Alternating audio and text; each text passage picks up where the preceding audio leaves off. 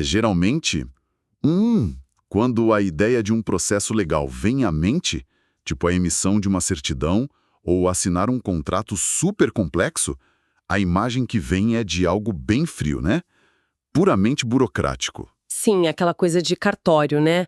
A pessoa assina um papel, o funcionário bate um carimbo e a vida segue igual. Exatamente. O status jurídico até muda no papel, mas no dia a dia, parece que nada aconteceu. E bom, a missão da nossa imersão profunda de hoje é justamente olhar para uma pilha riquíssima de fontes, sabe?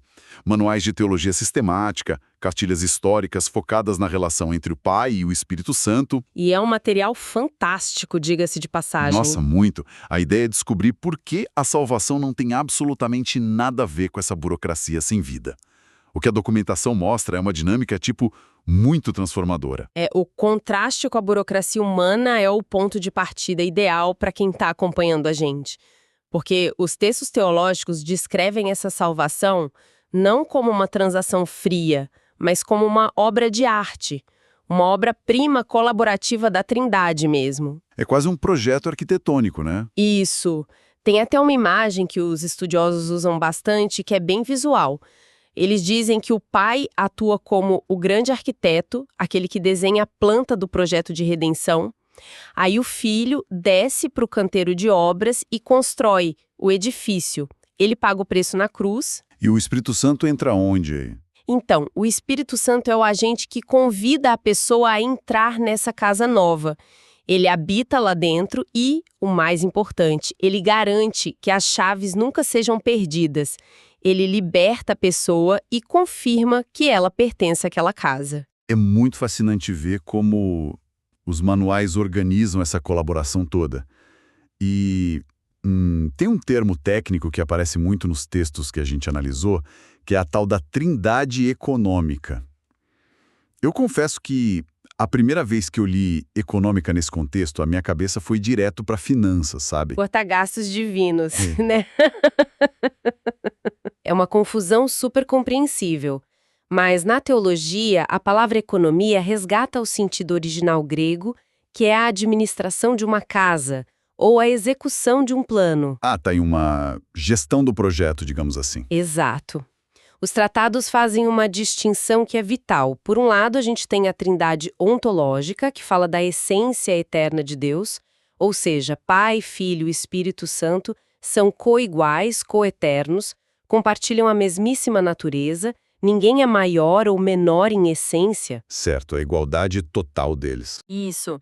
Mas, por outro lado, a trindade econômica descreve como essas três pessoas se organizam e assumem papéis diferentes, papéis muito bem coordenados para executar o plano na nossa história humana. Então, o Pai planeja e envia, o Filho obedece e executa a redenção na cruz, e o Espírito Santo aplica essa redenção direto no coração humano. É uma harmonia onde ter a mesma essência não impede que eles assumam papéis diferentes. Perfeitamente resumido.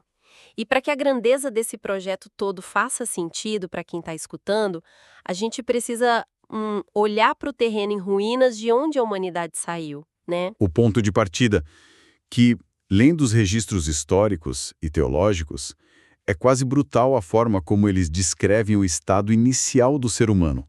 Eles usam muito a expressão espírito de escravidão. E o diagnóstico é de uma gravidade extrema, viu? Não é que antes dessa intervenção divina a humanidade estava só meio confusa ou moralmente gripada.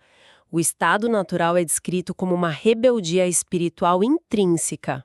Uma doença terminal mesmo. Sim, os autores clássicos apontam que o livre-arbítrio, nesse estado caído, está literalmente aprisionado. É uma servidão real ao pecado.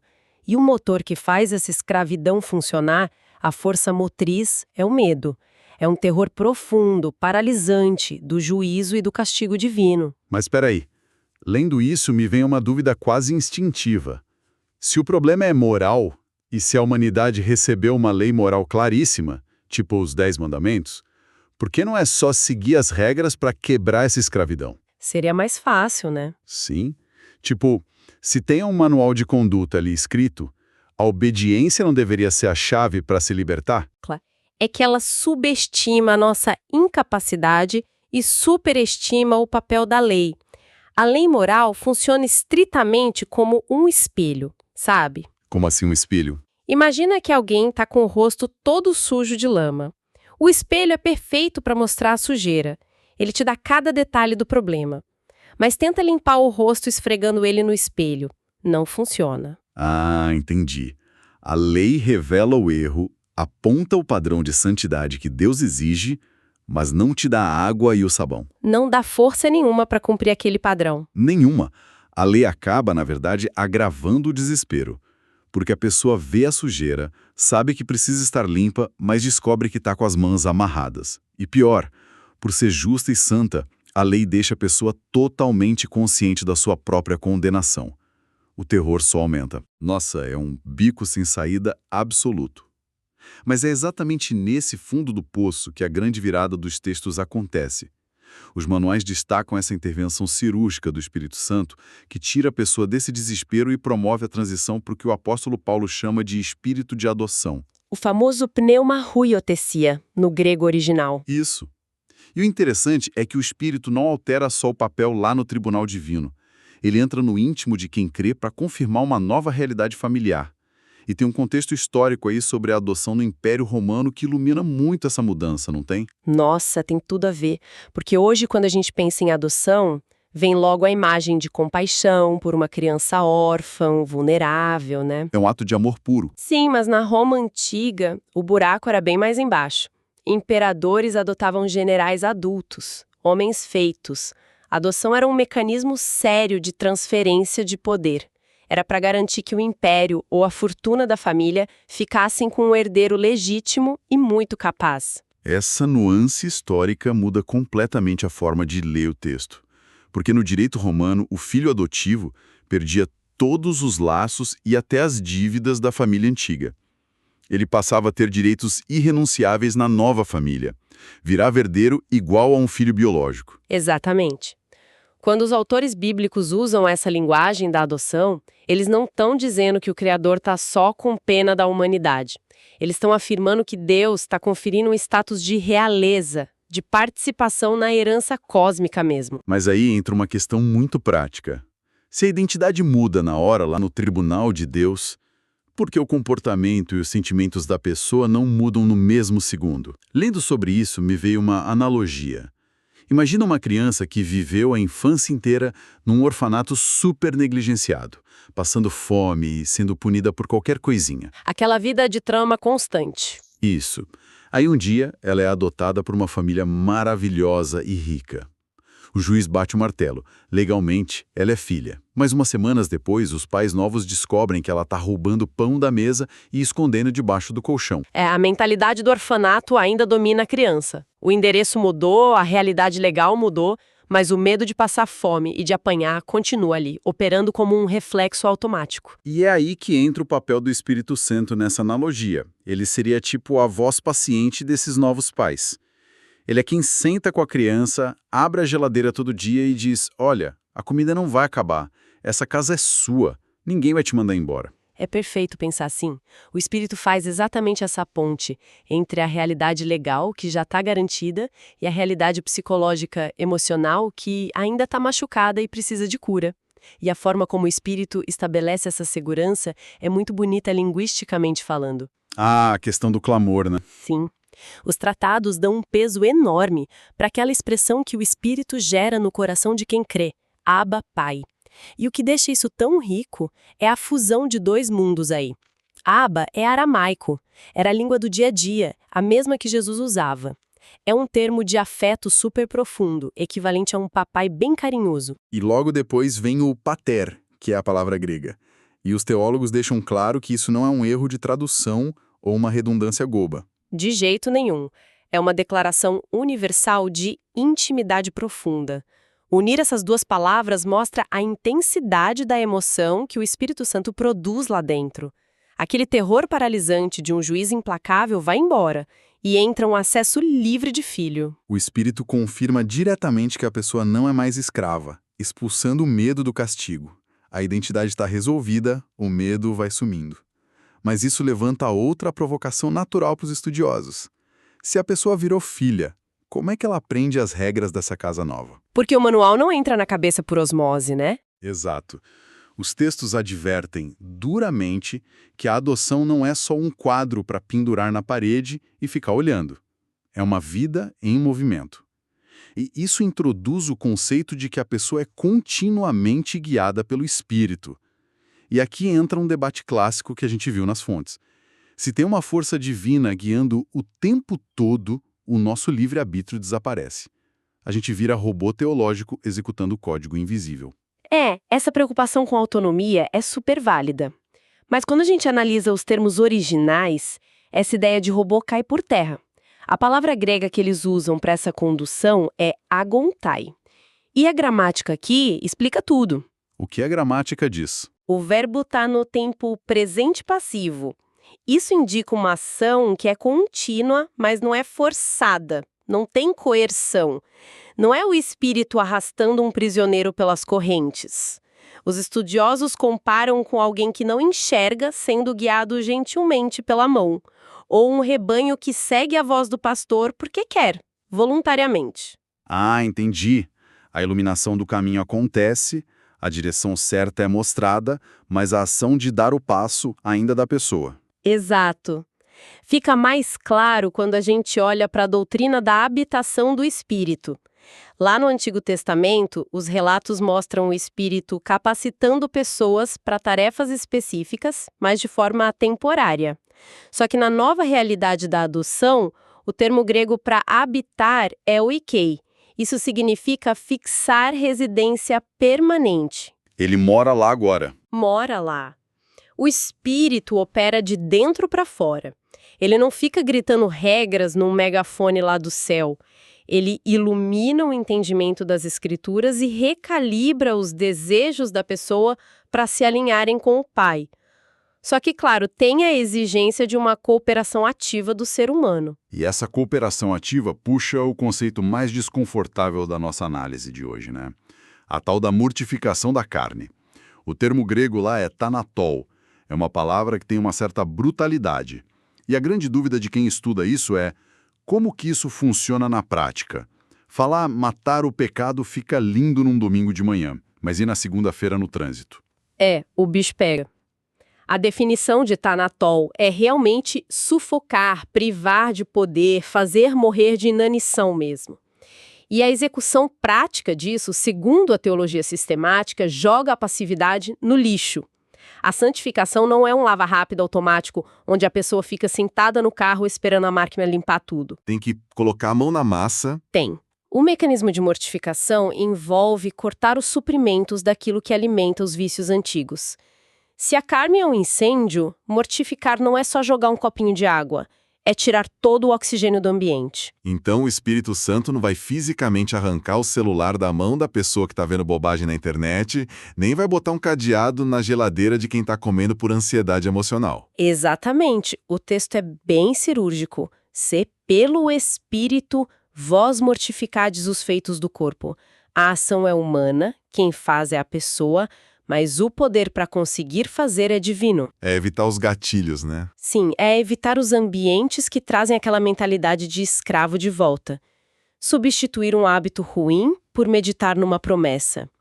O espírito da convicção, ele acende a força de vontade, mas quem tem que virar as costas para o problema e dizer não é o próprio indivíduo. Uma guerra declarada contra os próprios instintos, o que só reforça um ponto que os manuais repetem à exaustão. Para existir uma guerra onde a pessoa recebe consolo, auxílio prático e direção, a fonte dessa ajuda tem que ser uma pessoa.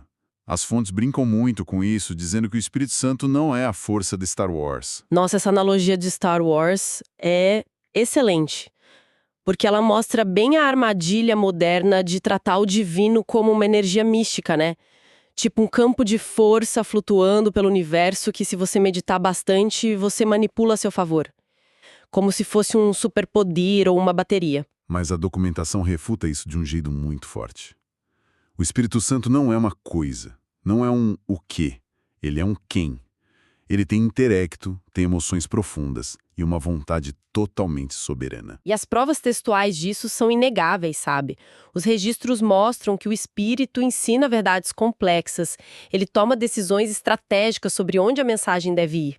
E ele até se entristece, que é uma emoção de relacionamento muito íntima, quando aquele filho adotivo escolhe o caminho do pecado. Ele também distribui os dons como ele quer, provando que ele tem vontade própria. Mas acho que a prova mais bonita da personalidade dele é a questão da intercessão. Sem dúvida.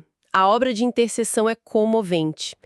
Tem momentos na vida em que o sofrimento, a aflição, são tão pesados que a pessoa perde a capacidade de formular uma frase que faça sentido. A visão fica tão embaçada que a pessoa não sabe nem o que pedir em oração. E aí que entra o socorro. Exato. Nesses momentos de falência total de palavras, os textos indicam que o próprio Espírito intercede com gemidos inexprimíveis. Ele pega aquela angústia confusa que a gente nem consegue falar e traduz alinhando aquele choro com o propósito perfeito do Pai. Uma energia impessoal jamais faria isso com empatia. Impossível. É um amparo estrutural perfeito. A identidade de escravo foi trocada pela de filho. O GPS interno, que é o próprio espírito, guia a pessoa, capacita a sufocar os velhos hábitos e garante que a herança está segura em Cristo. A trajetória está desenhada, o que nos obriga a perguntar para a etapa final: qual é o destino dessa estrada toda? Para onde a gente está indo, né? Isso. Qual é o benefício máximo desse título de adoção? A gente sabe que a Trindade nos conduz para a herança eterna. Mas o que é essa herança? O destino final é a consumação de tudo aquilo que o pai desenhou na planta lá no começo. O ápice lógico de se tornar filho é participar dessa herança. E o termo grego que aparece aí é kleronomos, que é traduzido como co-herdeiros. Co-herdeiros. E aqui eu vou fazer o papel do advogado do diabo, do cético. Porque falar que a gente é co-herdeiro de Cristo soa quase herege, se a gente pensar com a lógica humana. Parece muita ousadia, né? Demais. A lógica normal diria que o filho primogênito, que é divino, herda o universo inteiro. E os filhos que foram adotados por pura misericórdia ficam ali com as sobras ou com uma casa alugada na periferia do paraíso. Dizer que os adotados herdam de forma igual parece um exagero poético. Parece, mas a teologia garante que não é. O alicerce dessa promessa volta lá para o direito romano que a gente explicou. A união do cristão com Cristo estabelece que a herança não é fatiada. O pai decreta que tudo que o filho conquistou na cruz vai ser compartilhado integralmente com quem foi redimido. Tudo mesmo. Tudo. O domínio sobre a criação restaurada, a glória incorruptível, a comunhão. E o Espírito Santo é o selo, é o penhor dessa garantia. Ele é a assinatura no contrato de que os bens futuros já são nossos. O sinal do negócio já foi pago. O problema, e essa é a grande tensão que aparece em todas essas fontes que a gente leu, é que o pacote da herança não é feito só de coisas boas e glória no futuro. Tem uma cláusula nas letras miúdas desse contrato de adoção que acaba com qualquer ilusão de que a vida vai ser fácil. É a cláusula mais difícil de engolir, né? Sim, porque ser coerdeiro implica compartilhar de absolutamente tudo. E as fontes são categóricas. Esse tudo inclui participar dos sofrimentos de Cristo hoje. A cruz vem antes da coroa. Como é que os teólogos resolvem essa conta matemática? A alegria de possuir o universo inteiro no futuro versus a dor, a doença e a perseguição que acontecem no momento atual. A teologia lida com isso através de uma lente que a gente chama de escatológica. É um conceito brilhante que eles chamam de o já e o ainda não. O já e o ainda não. Isso o tempo mesmo. da tensão. Isso mesmo. A pessoa redimida vive com um pé em cada era. Uma sobreposição. A herança já começou a ser distribuída. Ter a paz imediata com Deus, a justificação, o conforto de ter o Espírito morando dentro da gente, ser livre da escravidão do pecado, tudo isso é o já. É a parte da herança que a gente desfruta agora. Mas falta o principal. Faltam os efeitos completos, a plenitude, que envolve não ter mais doenças físicas, não ter mais dor e viver num universo sem nenhum traço de maldade. Isso é o ainda não. É o que está aguardando no futuro. E o sofrimento é justamente o que preenche o vão entre essas duas coisas, né? o período da sala de espera. E o detalhe crucial para quem está nos ouvindo é que esse tempo de espera não é um acidente de percurso. O pai é descrito como o administrador supremo do Kairos, que é o tempo oportuno. Os autores usam a figura de um herdeiro muito jovem. Imagina um menino que é dono de terras imensas no papel. Mas por ser criança, ele fica sob a tutela de educadores severos até a data que o pai marcou. Esse período de restrição tem uma finalidade de amadurecimento, então o sofrimento não é um erro do sistema ou Deus punindo a pessoa por mau comportamento. Exato, tem uma função estritamente pedagógica. O alvo principal da adoção não é deixar o ser humano confortável agora. É conformar a pessoa à imagem do filho primogênito. E se o filho foi forjado na obediência passando pelo sofrimento da cruz, o caminho dos co-herdeiros vai ser o mesmo. Faz todo sentido. As aflições funcionam como esse tutor severo. Elas purificam o nosso egoísmo, ensinam a gente a perseverar e cortam as nossas amarras com esse mundo passageiro, ancorando a nossa esperança na eternidade. A cruz e a coroa são um pacote só, inseparáveis. O que amarra toda essa nossa exploração de um jeito fantástico é perceber que falar de trindade econômica, de Pai e Espírito Santo, não é teoria de biblioteca, não é assunto só para intelectual. Longe disso, é vida prática. É aplicação imediata para quem acompanha a nossa conversa de hoje. O recado dos manuais é super claro. A nossa vida tem que refletir a consciência plena dessa filiação.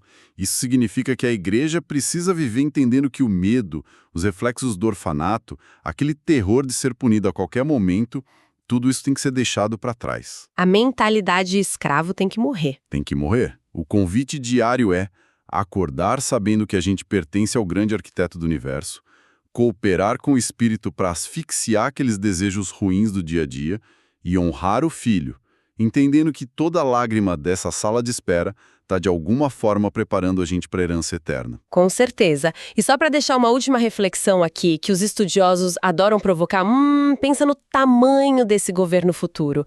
O consolo do Espírito hoje prova que a gente não é mais escravo, mas o que está prometido lá na frente é quase absurdo de tentar imaginar. Conta mais sobre essa provocação. É o seguinte, se a gente é co-herdeiro, e as escrituras dizem que Cristo vai herdar e reinar sobre todo o cosmos restaurado, sobre novos céus e nova terra. Será que essa adoção significa que a humanidade redimida vai ter um papel administrativo ativo no universo recriado? Uau! Tipo gerenciar de verdade a nova criação? Exatamente.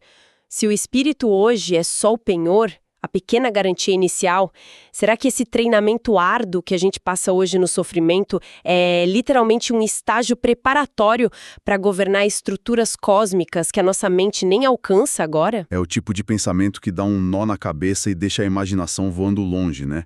É um contraste gigantesco. O peso dos problemas de hoje fica minúsculo perto do tamanho da responsabilidade e da glória que estão guardadas para os filhos adotivos lá na eternidade. Uma glória incorruptível. Incorruptível. Essa provocação é a semente perfeita para a gente fechar. Deixa o coração na ponta dos pais esperando o que vem por aí. Essa foi a nossa imersão profunda de hoje.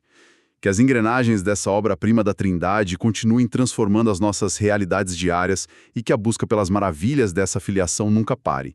Obrigado a todos que nos acompanharam e até a próxima análise profunda.